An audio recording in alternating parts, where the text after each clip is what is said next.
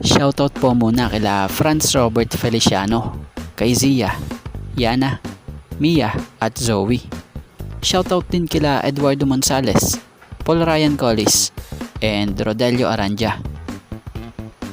Barangay Ginebra, rookie player RJ Abarientos maaaring maging banta sa mga kalaban sa mga darating na laro dahil sa nalaman niyang ito.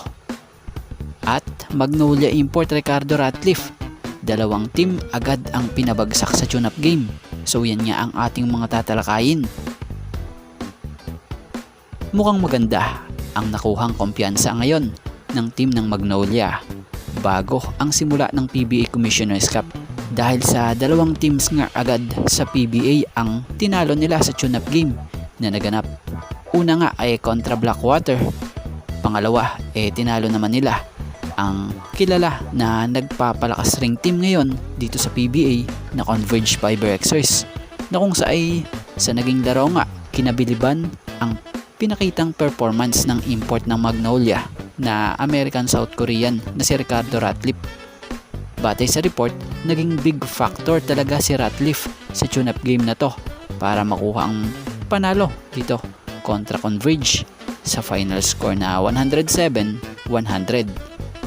Kung patuloy na ganito ang lalaruin ni Ratcliffe hanggang sa PBA Commissioner's Cup, possible maging threat ang Magnolia sa kanilang makakatunggali dahil compatible nga ang laro ni Ratcliffe sa mga teammates niya rito sa Magnolia.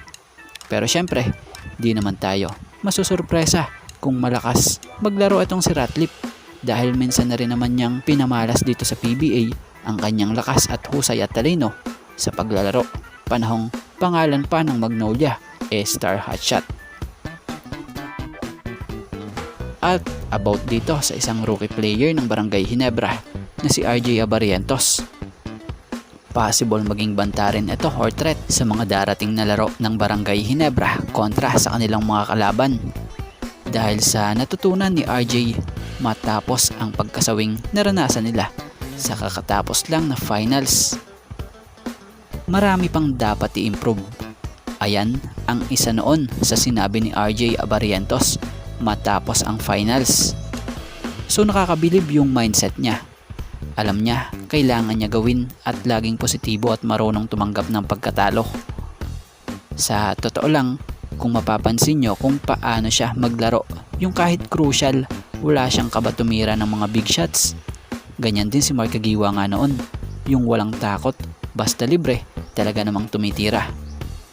At yung attitude niya sa game, talaga namang bagay na bagay sa Barangay Ginebra. Kaya naman isa ngayon si RJ Abarientos sa crowd favorite.